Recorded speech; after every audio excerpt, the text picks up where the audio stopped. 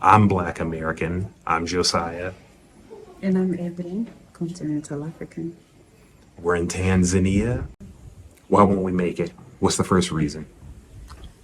Cultural expectations and adjustments that you all need to do. Like, what's okay? What's just name one that you've seen or on the list? What's one called? Which is an adjustment that we won't make? A lot of people, a lot of black folks come here expecting, oh, since they're all black, everything is going to be the same. They're all black anyway. Like the same as what? The same as Black Americans. Okay, yeah, like life in America. Yeah. Like, oh yeah, because like one thing I've experienced is pole pole, as you say in Swahili, slow life. That could be slow island life. There are African islands. That could be slow mainland life, but it's not as fast as we're used to. Like maybe in the cities of America, or just any given area. Just that prevailing culture in America is convenience and speed. So you saying you've dealt with it? Oh, yeah. A lot of people want things. And I'm like, hello? I actually didn't get a feeling like this morning, so you might have to wait until we get my brain together. I mean, that's a joke. But a lot of people expect everything to be like fast, expecting the same service they get in America to be the same service they get here, forgetting that things are way different in terms of a lot of things that I'm going to mention another in the list: infrastructure, so many things that makes things slower in comparison to America or anywhere else in the West. Right. Food can take a long time. It's healthier for you, but sometimes you can wait anywhere from 45 minutes to an hour at a solid restaurant. It might not even be super nice. I'm talking about just in the community somewhere where you get some rice and beans with fried chicken or something like that. And we're used to food. We're used to fast food. We got McDonald's on every corner, Burger King on every corner, Chick-fil-A, drive-through. We're used to that. Is that like ready-made food? Ready-made food, But basically. you gotta wait. Gotta wait someone to sort the rice, put it in the rice cooker or put it in the fire, finish it and then serve it. It's not gonna be fast as you expected. So if it's the chicken, fried chicken, it's gonna be on the grill, waiting to be finished, and someone else when you make the order. So you're not gonna get like. Plus, you get hot food because we love Hot food. hot. But why do it gotta take so long? Because it gotta get cooked all the way through. You gotta, marinate. It kind of takes time. Okay. Yeah, I think that's it. It just takes time. But I ain't got time. But see, on the continent of Africa, generally speaking, it seems you have more time. So, Oh, yeah, we do. so that's something to get used to. So, okay, so how to overcome would be arrive with curiosity, not assumption. Oh, yeah, that's the biggest. Come with an open mind. Don't come with your conclusions. Don't come with your sweet feelings or going back to everything motherland and expect everything to be so sweet. Come with a very open mind, and expect the unexpected. Just don't come here expecting things to be the same. Come open to learn, open to adjust, open to relearn. Yeah, that's the only way you're gonna survive here. You can also try and learn the language. So it's not, Yeah.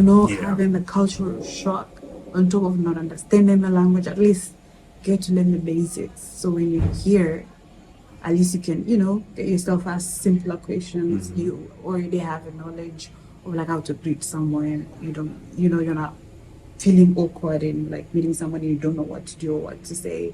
So things like those can help you. Yeah, babe, because one thing we've talked about is the red carpet treatment. We've also talked about it on my family channel, Awaken with Mark, where a lot of us Black Americans, again, there's a way to overcome. It's not an exhaustive list, but these are some things to give you some ideas for how you could make it on the African continent. And that is, don't assume that we're all the same.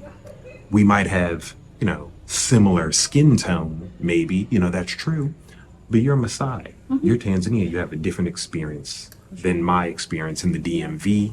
in my experience as a Black American.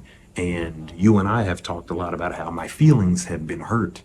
In the sense, it didn't mean I was always justified. Feelings are feelings, but just my bubble was burst when I realized that there's not this racialized solidarity or familiarity in the United States and in the West. It's, I'm Black. Well, of course, we're Black and we're proud. What am I trying to say? It's like there's a joke. Oh, I work at a department store or at the restaurant, and I gave this Black family extra fries just for being Black, and then, and it works over there because it's a different cultural experience. Whereas over here, that's not the thing. And there's no red carpet rolled out when you come to Tanzania or when you come to Ghana, even if there is year of return. No one's like, oh my God, the Black Americans are finally here, and we all speak the same language and we all believe the same things. We all have the same experience.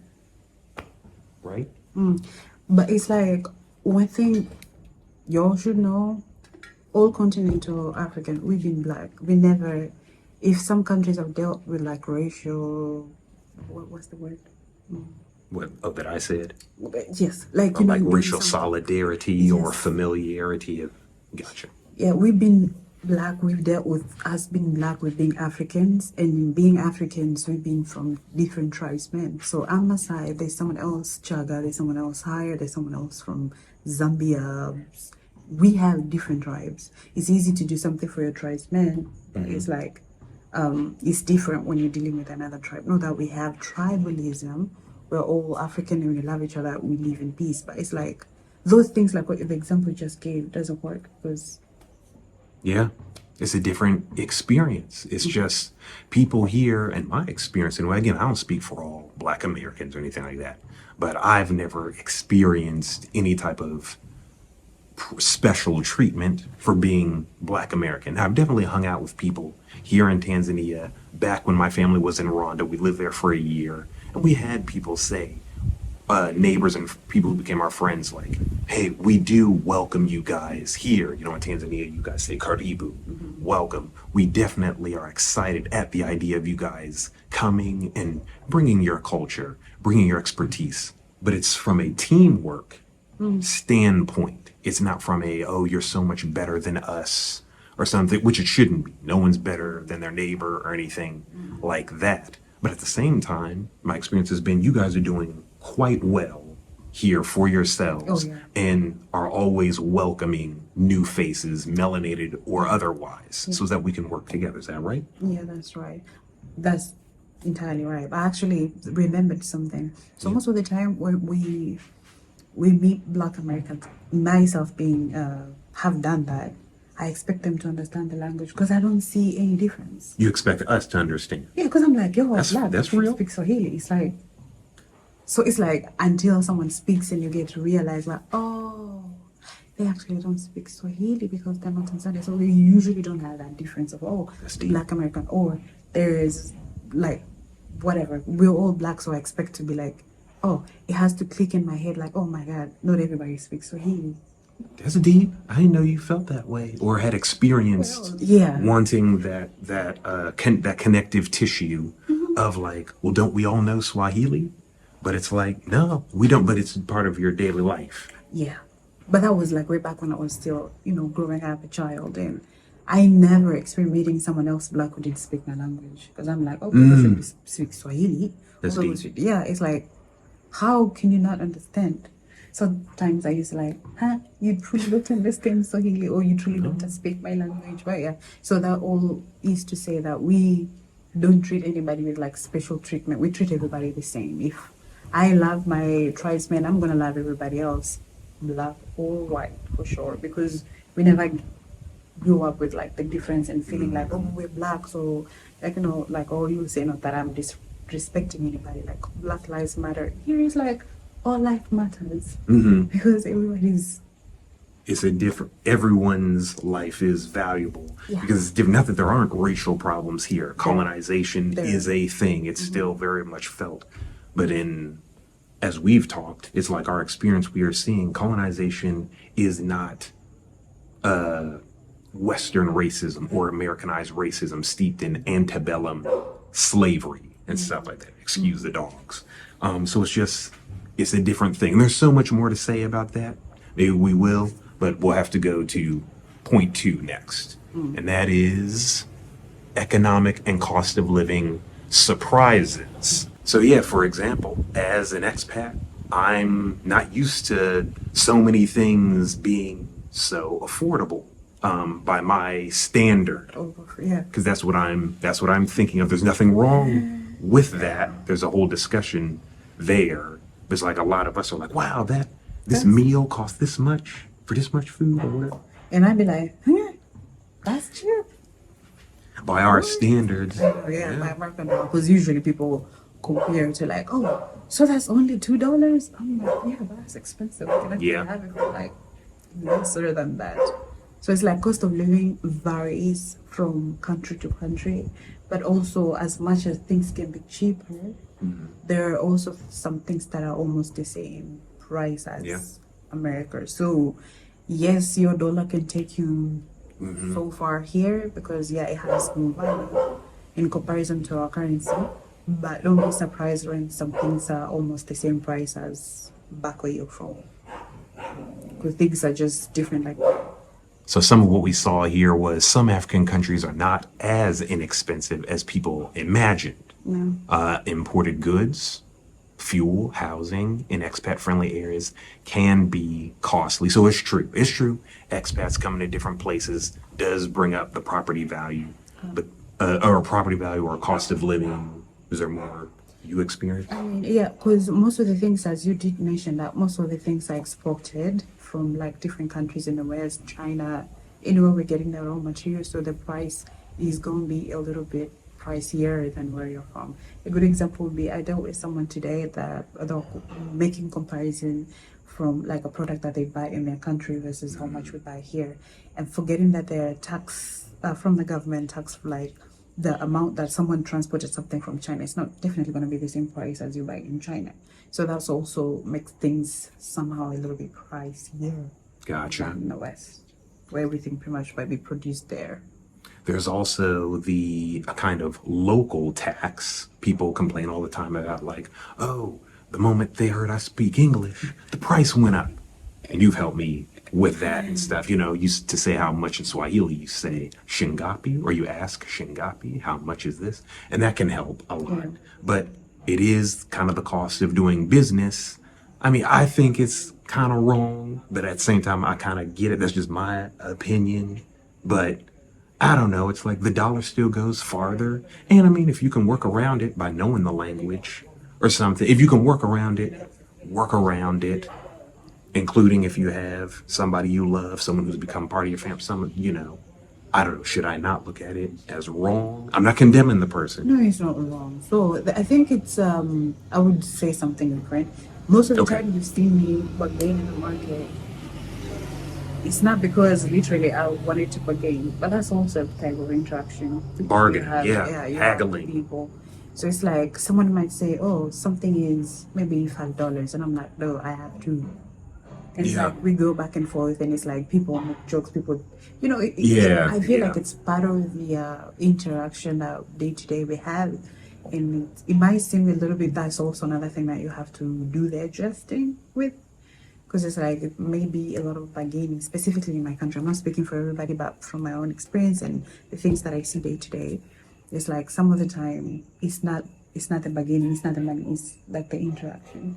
You can say what you have, and then they wait with what their product worth, and then it's like, and that's how you create friendship. That's how you create relationships. So those are ways to overcome when you're dealing with the economic cost of living, the bargaining, things that you're not used to. The next one we'll go to is infrastructure and service gaps. We kind of talked about that. One we could work with, since we're losing daylight, power outages. I'm not used to that. That's an infrastructure thing. Sometimes the power will go out for 5 minutes. Sometimes it'll go out for several hours. I don't know. That is dependent on, because we have the government power outage, or it's just the street, or the transformer blew out. Yeah. So all these they vary like day to day. Sometimes the government have some maintenance they're doing on the main power line, Yeah. and there's no alternative, so they'll cut the power throughout the day. And I think in South Africa they have something that's called shading. The load shedding. Yeah, thank you. But we don't have it here. But sometimes it happens that you don't have electricity for the whole day, or sometimes the entire week. They'll return for a couple of hours and then cut it, depending on what they're doing. Right. Yeah, and also like with example that transformer blew, sometimes the government station is far, so until they get there, you all have to deal with the power outage until someone is able to go and service whatever was had issues. Or there's also one more, potholes on the road, beating up your car. It's true, we've experienced it going to the beach, just going to the gas station or something like that. And it's just, or 2-lane roads, depending on what country that you live in. You know, I'm used to 3 and 4-lane roads in Maryland, or I lived in Los Angeles for a few years prior to moving abroad. And, you know, there's the 405 and stuff. They have multi lanes. But those are just things that you have to get used to. That's where research comes in the beginning, you know. Yeah, and also understanding that this is a developing country, and not every we have main roads, and we have what do we call it, inside roads that might not be paved, that might not be up to the standards that you want. But it's like these infrastructures are still developing, and the government is trying to, you know, make sure we have at least better infrastructures on the main lanes. Like say we live in an island, from here to say the Nungwi, which is like the East Coast. I think it is, right? The East I Coast. think so. At least the road is better in some parts, and in some parts it's not. Yeah. So I think it's something that you need to do adjustment for. Yeah. And just accept that this is a developing country. I'm here, and things, services, and everything might not be the same as 4 lanes. We don't have that. Yeah. So those are the ways to overcome is, again, it's probably going to be the answer to everything with some nuance, understanding that some places are progressing faster than others. Yeah. Some are progressing just a little bit slower, but the progress is happening. Yeah.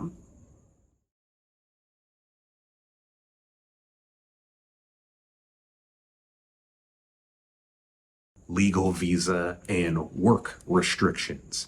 So this reminds me of the red carpet. A lot of Black Americans, I even used to think this thought, you could just, if you want to move to an African country, because Africa has 54 countries, we could just show up and live and work and everything's fine. But there are different immigration protocols and things that you have to do. And admittedly, you can speak more to this. I'm learning it. There are still some challenges in between those 54 countries for everyone, including continental Africans, if you want to move from one place to the next.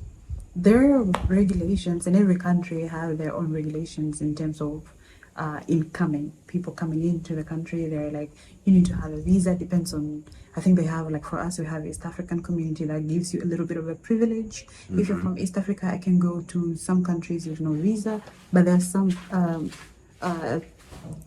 laws and regulations that I need to adhere to anyway. It doesn't matter if I'm from Tanzania and I want to go to any other country. There are rules and regulations in terms of like visas and work permit that I need to get before I am able to fully live and work in a different country that is not my country.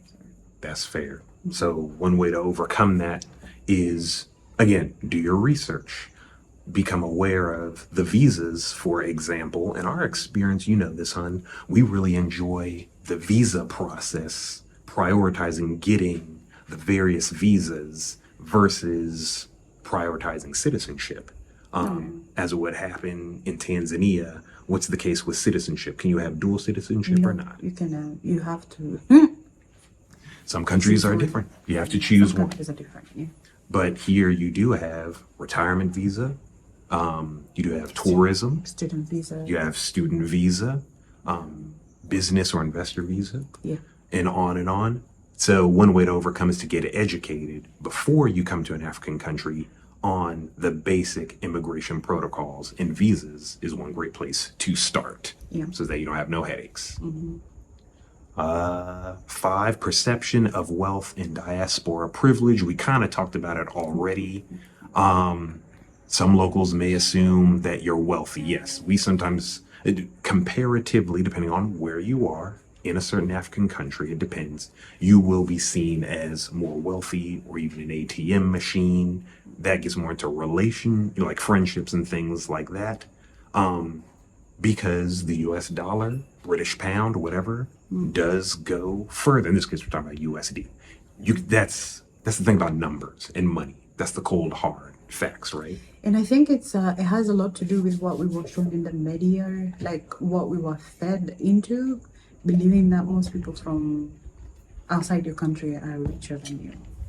And it's like, Hollywood and stuff. yeah, it's what we've been fed to, growing up, seeing these TVs and seeing all these wealthy Black Americans making money. And Sure. it's like, so if you're from America, you should have money. That's just the perception we have. You should. And, Some of us don't. Yeah, I've learned that's not true. Yeah. That's not entirely true. So some people who are not like, they haven't experienced that, they haven't lived with Black Americans or anywhere from the West to actually understand that. Yeah. It's a lot for them. And it's like, I see you have money, and why can't you pay money once you have money? Because that's what we expect even for people who have made it in the villages. If you've gone to town, you've studied, we expect you to, treat us. You left us here, so you should have more money than us who you left in the village, which is still a mindset thing that I think a lot of people are working to change, and understanding that just because someone has gone to town, just because someone is from a different country, just because someone is American or Westerner, doesn't mean they're wealthier than you. Right. Yeah. And so some ways we saw to overcome, again, was like being genuine, being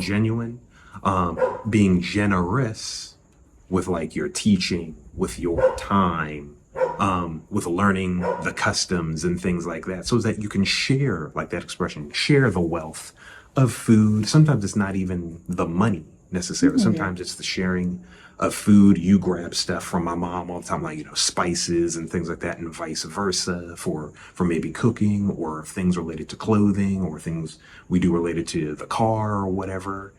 One way to overcome that perception is one person at a time, and get to know, you should do this no matter where you're at. We be doing this in the United States.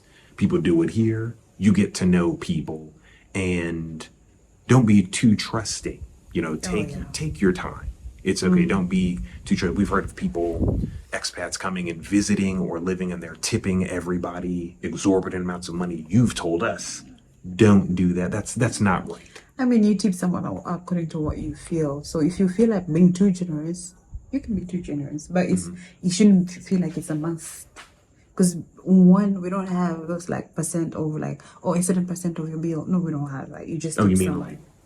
in the restaurants? Yeah, you just Tipping tip is big in America, but here it's not that big. No, you can tip people, but just don't overdo it because you want to do this. Just do it from the goodness of your heart.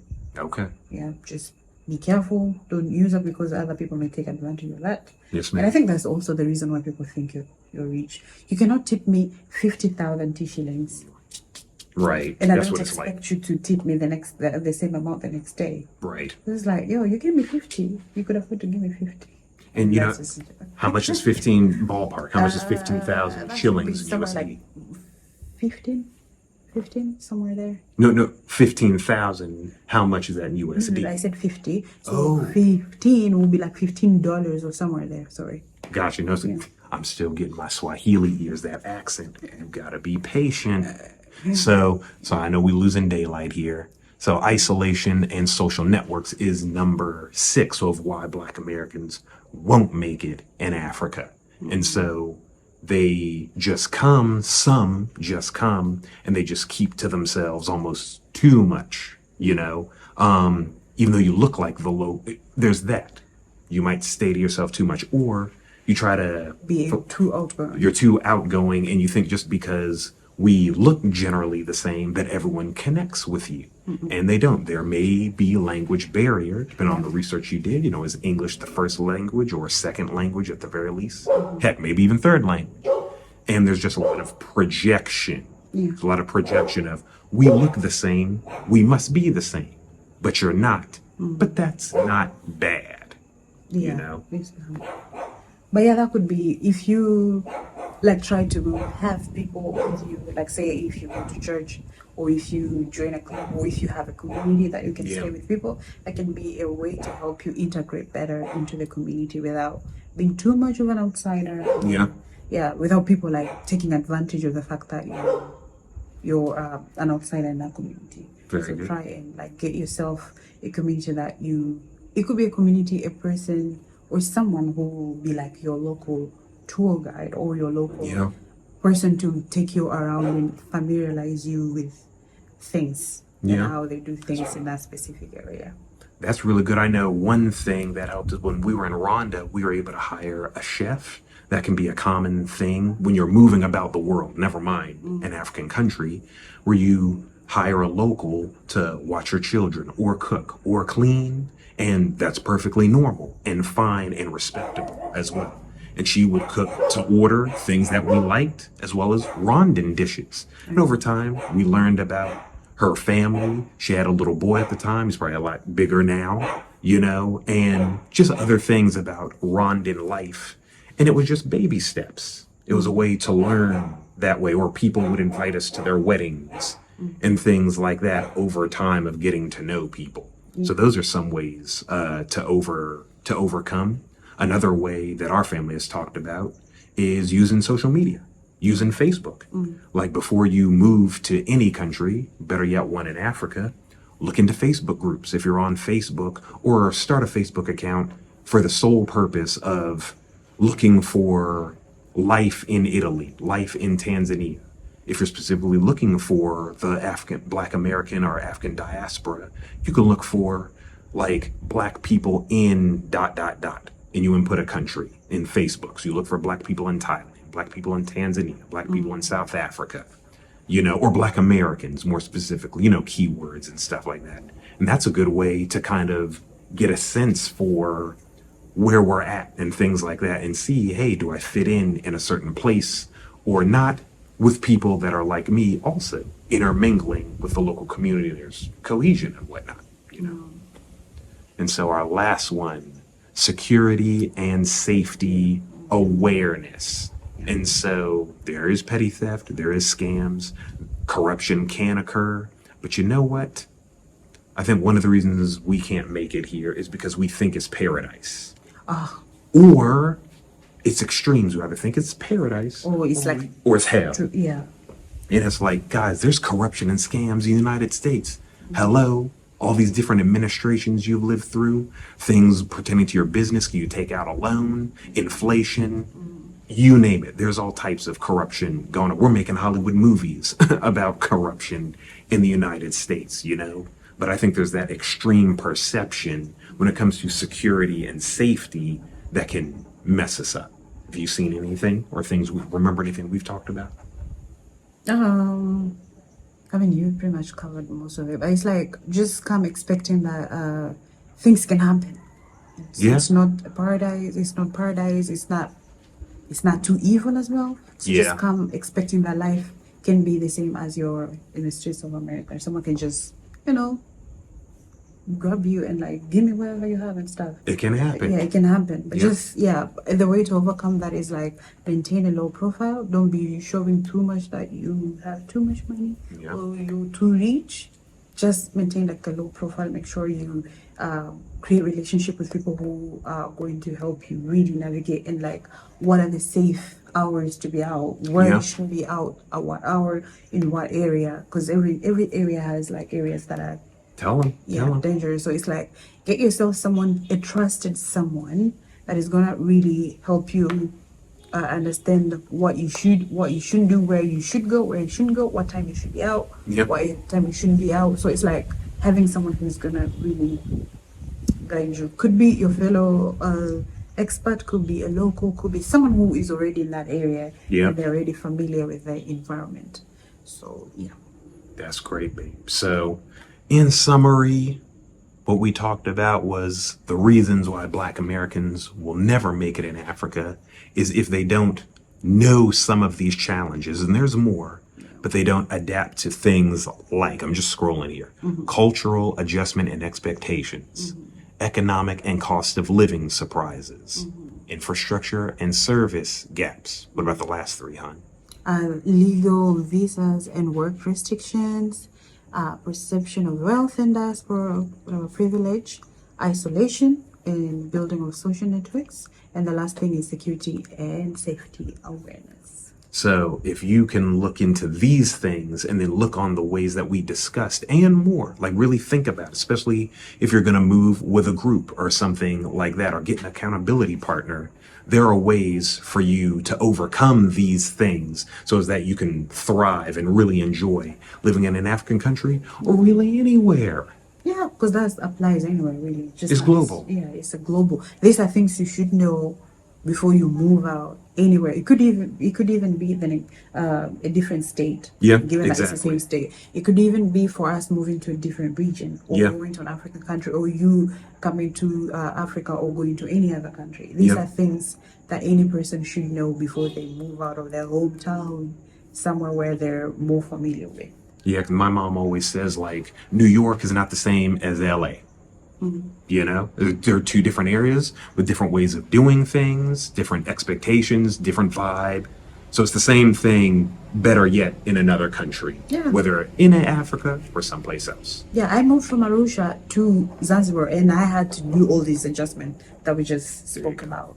So it's not specific to like, oh, because you're moving to Africa, these are things you should know. These are things that will help you moving anywhere.